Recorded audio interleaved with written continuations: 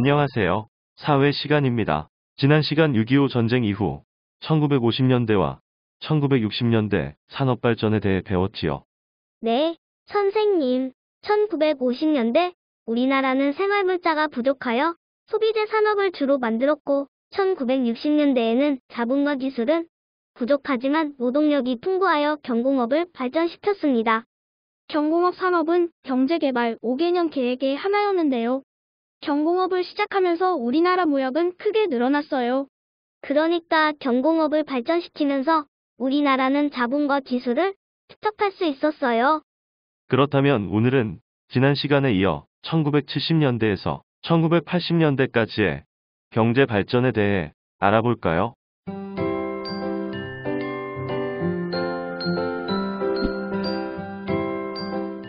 정리를 해보면 1960년대 경공업의 발전으로 인해 우리나라 수출은 많이 늘었고 그로 인한 자본과 기술이 축적되었지요. 그럼 1970년대와 1980년대 우리나라는 어떤 산업을 발전시킬까요? 여러분이 한번 추측해보세요.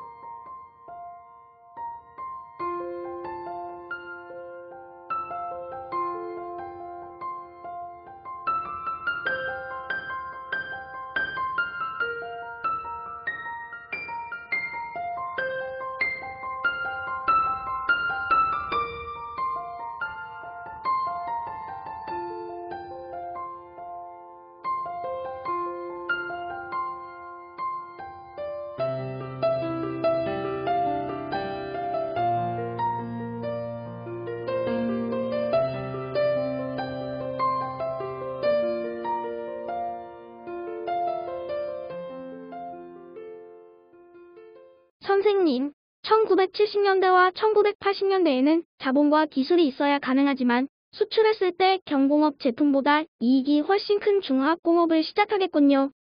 맞아요. 중화학공업 제품을 수출하면 경공업 제품을 수출할 때보다 더 많은 이익을 얻을 수 있어요. 하지만 우리나라 1960년대는 자본과 기술이 부족하여 중화학공업을 하지 못했지요. 1970년대가 되어서야 경공업 제품 수출로 쌓인 그간 자본과 기술로 중화학공업을 시작하게 되었고 1980년대에도 중화학공업이 발전했지요. 그러나 중화학공업을 시작할 때는 문제점도 있었어요. 첫째, 중화학공업에 필요한 기술이 좀 더 필요했어요. 또 중화학공업이 발전하려면 중화학공업을 할 때의 재료들이 있는데요. 이 재료들 즉 철, 화학섬유, 합성고무, 플라스틱들을 우리나라에서 만들지 못했어요. 그래서 이들을 수입해야 했지요.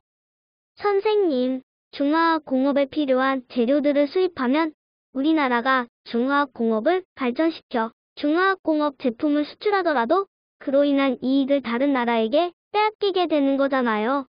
예를 들어 자동차를 만들어 수출해도 자동차에 들어가는 철을 일본 같은 나라에 수입하면 수출로 얻은 이익이 일본으로 가는 거죠. 자, 그러면 기술을 보강해야 하고 중화학공업의 재료를 만드는 산업이 부족한 문제점을 어떻게 해야 할까요? 공책에 적어봐요.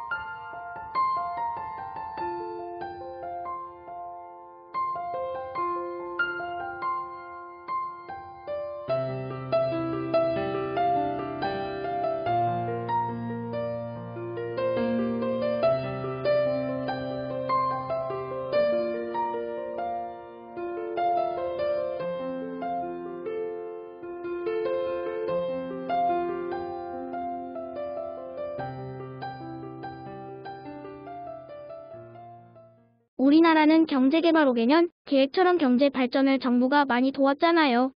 아마 정부가 중화학공업과 관련된 교육시설과 연구소를 만들어 기술을 발전시키고 기업들에게 제공했을 것 같아요. 또 중화공업에 필요한 재료 산업을 먼저 발전되도록 정부가 도왔을 것 같아요. 맞아요. 경제개발 5개년 계획을 통해 우리나라 정부는 교육시설과 연구소를 발전시켜 기술을 보강하고 중화학공업에 필요한 재료를 만드는 철, 합성 섬유, 합성 고무, 플라스틱 산업을 먼저 발전시켰어요. 좀 더 보태어보자면 정부는 기업들이 중화학공업을 발전시킬 수 있도록 기업에 돈을 빌려주기도 했습니다.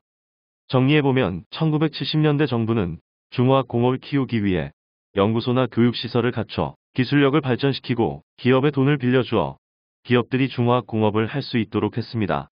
또 중화학공업의 재료가 되는 산업들을 우선적으로 발전시켰지요. 선생님, 그렇다면 1970년대 정부의 도움과 기업의 노력 덕에 우리나라는 중화공업이 발전했나요? 제가 아는 사례를 이야기해 볼게요. 조선 산업에 대한 이야기입니다. 조선 산업은 배를 만드는 사업인데요. 1970년대 기업들은 현대화된 대형 조선소를 건설하면서 세계 시장에 진출했지요. 이후 오늘날까지도 세계에서 손꼽히는 조선 관련 기업들 중 우리나라 기업들이 많잖아요. 이게 우리나라가 중화학공업이 발전한 예라고 봐요. 하긴 자동차 산업도 중화공업이지요. 자동차 산업은 1980년대에 본격적으로 세계 시장에 제품을 수출하면서 크게 성장했어요. 자동차 산업의 발전도 중화공업 발전의 증거가 되겠네요. 그뿐 아니라 1980년대에는 기계산업과 전자산업도 크게 발전하여 정밀기계, 기계부품, 텔레비전 등이 주요 수출품으로 자리 잡았습니다. 그 결과는 이 그래프와 같지요. 그럼 이 그래프를 보고 우리나라 산업 변화와 관련해서 알게 된 점을 공책에 적어보세요.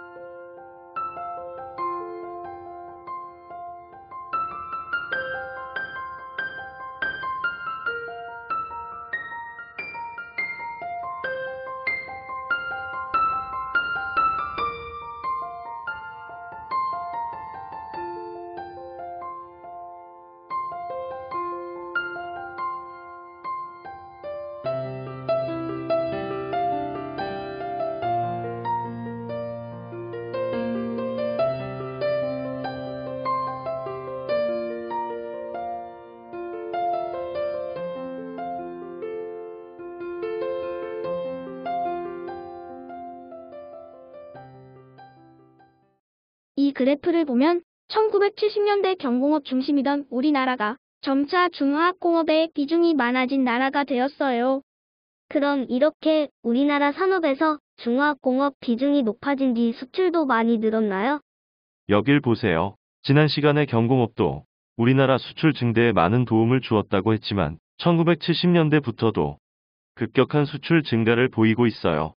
다들 알겠지만 우리나라는 인구가 적어 수출이 굉장히 중요하거든요. 결국 1970년대와 1980년대는 이전 경공업으로 모은 자본과 기술을 토대로 정부가 돕고 기업이 노력하여 중화학공업을 발전시켰군요. 맞아요. 하지만 중화학공업 발전에 정부나 기업 말고 빠뜨리면 안 되는 경제 활동의 주역들이 있지요. 그 주역이 누구인가요? 바로 근로자들이에요. 정부가 아무리 중화학공업 발전을 지원하고 기업들이 중화학공업 발전을 위해 노력해도 실제로 생산활동을 하는 근로자들이 더 많은 기술을 배우고 성실히 일하지 않았다면 우리나라 중화학공업 발전을 없었을 겁니다. 우리 할아버지들께서 1970년대와 1980년대 근로자들이잖아요. 그분들이 중화학공업의 발전을 이끌었다니 놀랍고 고마운 일이네요. 맞아요. 우리는 경공업 발달, 중화공업 발달 등 우리나라의 산업 발전과 경제 성장을 정부의 지원과 기업의 노력만으로 보려 하는데요. 현장에서 우리나라 경제 성장을 위해 노력한 어른 세대를 잊어서는 안 될 겁니다. 오늘 사회 수업은 여기까지예요. 다음 시간에는 1990년대 산업 발전에 대해 알아보아요.